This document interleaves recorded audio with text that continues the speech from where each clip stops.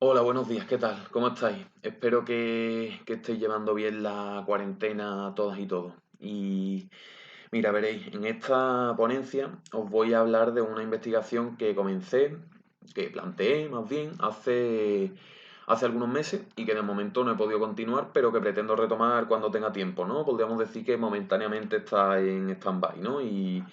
Y en esta investigación lo que yo pretendía era comparar los discursos con que una serie de periódicos trataron durante un cierto periodo de tiempo el así llamado caso Gabriel y el debate suscitado por la posible derogación de la prisión permanente revisable. Es decir, comparar para cada periódico en qué términos se hablaba del caso Gabriel y en qué términos se hablaba de la prisión permanente.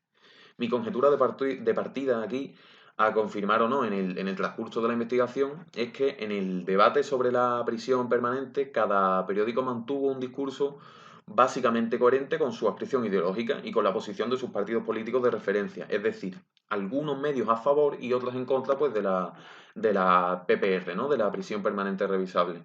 Mientras que al hablar del caso Gabriel, todos los periódicos manejaron, no sé si un mismo discurso, pero desde luego discursos muy similares, ¿no? Siendo todos esos discursos pues bastante coherentes, con una posición política a favor de la prisión permanente y por tanto pues casi contradictorios, con una hipotética posición contraria a esa medida, ¿no?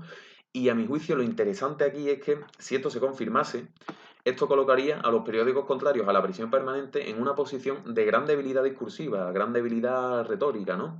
En una enorme desventaja en cualquier caso frente a los periódicos favorables a la PPR, que en cambio estarían mostrando una enorme consistencia y solidez en su argumentación, ¿verdad? Si a algunos interesa saber en qué se apoya esta conjetura, de dónde sale, preguntádmelo en los comentarios y lo discutimos, os doy más información al respecto, ¿no? Pero de momento voy a intentar no alargarme más en este punto.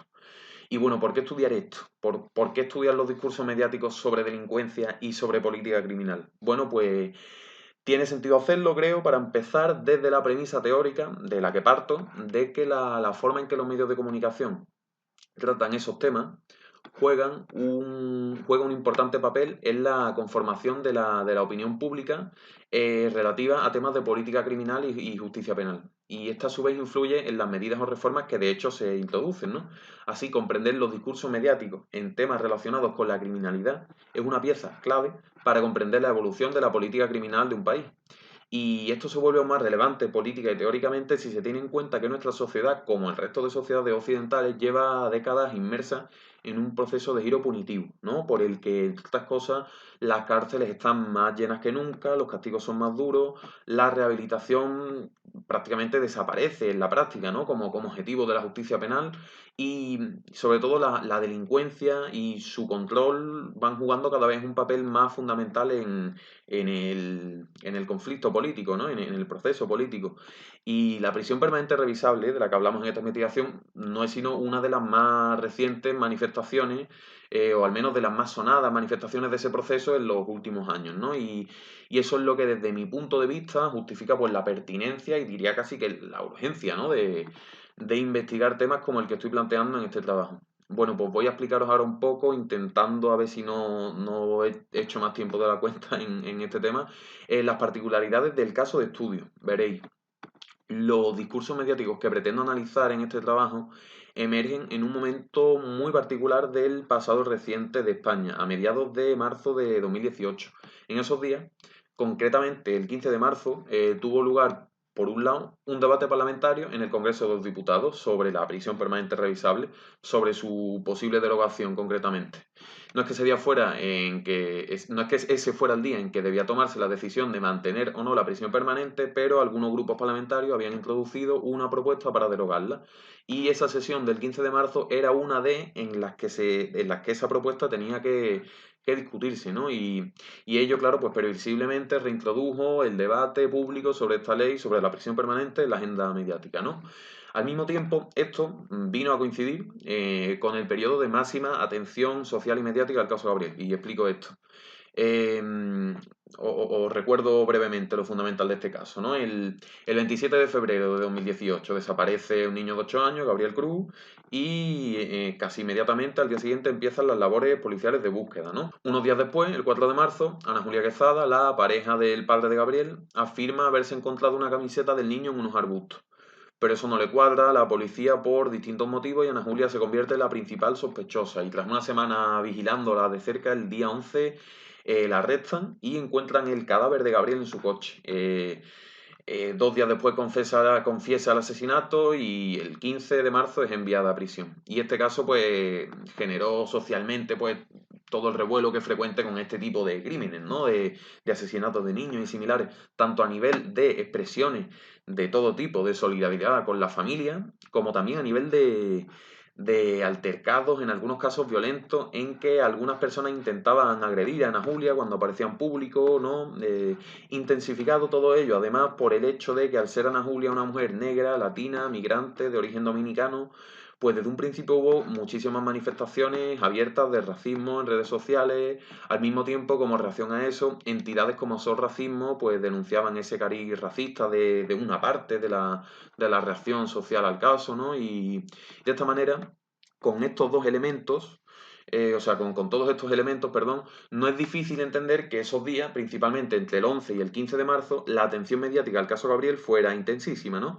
Y la interacción entre esos dos sucesos, ahora sí, entre el momento culmen del caso Gabriel y el debate parlamentario sobre la prisión permanente, hizo que en esas semanas centrales de marzo de 2018 la criminalidad y todo lo que la rodea, incluyendo la política penal o criminal, evidentemente, alcanzara cotas de centralidad y de visibilidad en la agenda mediática pues por encima de lo frecuente, ¿no? En ese gráfico podéis ver el brusco incremento de noticias de este tipo en el periódico El Mundo durante ese periodo, ¿verdad? Y pongo El Mundo como ejemplo, simplemente, podría haber puesto cualquier otro. Y es por eso que ese periodo de tiempo, esa cierta semana corta, ¿no? Esos días que van del 11 al 15, son un escenario privilegiado para estudiar los discursos mediáticos sobre estos temas. De modo que lo que pretendo hacer es analizar todas las noticias y artículos sobre el caso Gabriel y o sobre la prisión permanente que fueron publicadas durante esos días 11, 12, 13, 14, 15 de marzo en todos los periódicos seleccionados. Y los periódicos que he escogido son El País, El Mundo, Público, El Diario.es, Libertad Digital y Diario. Lo que he intentado es que haya la máxima diversidad posible entre unos y otros, pues como forma de intentar garantizar que todas las posiciones discursivas presentes en la prensa española lo estén también en mi trabajo y en mis análisis. Así hay periódicos digitales e impresos, pequeños y grandes, y sobre todo periódicos ubicados prácticamente en todos los puntos del espectro ideológico, ¿no? Desde Público hasta Diario, pasando por todos los demás. Y la metodología que pretendo utilizar consistirá básicamente en la aplicación de técnicas de análisis semiótico estructural a las noticias seleccionadas. Técnicas de análisis semiótico orientadas a la identificación de los roles actanciales presentes en el relato de las distintas noticias, así como a la identificación también de la estructura narrativa de cada una de ellas. Y eso me permitirá radiografiar la manera en que están construidos los discursos de las distintas noticias, ¿no? Abstraer y depurar del discurso de cada noticia, pues, lo fundamental, lo básico, las lógicas, ¿no? Las interpretaciones de la realidad, las estrategias retóricas en que esos discursos se apoyan. Y todo eso facilitará la necesaria labor de comparación entre unas noticias y otras, entre unos discursos y otros, que los objetivos de la investigación evidentemente exigen, ¿no? De esta manera, conforme vaya aplicando las técnicas de análisis semiótico a cada noticia, podré ir comparando entre sí, primero, los discursos de las noticias de un mismo periódico, ¿no? Para comprobar en qué medida las argumentaciones en torno a la prisión permanente son consistentes con la forma en que se habla del caso Gabriel. Y después, claro, ir comparando entre los distintos periódicos para buscar, bueno, pues hasta qué punto o, bueno, o de qué manera, ¿no? Se cumple la conjetura de que la posición de los periódicos pro prisión permanente es más sólida que la de sus contrarios, ¿no? Bueno, y de esta manera intentar comprender el problema de investigación que aquí hemos planteado, ¿no? Y bueno, pues este es el diseño de investigación que tengo para este trabajo y nada más. Espero con ganas y atención vuestros comentarios y muchas gracias por escucharme. Hasta luego.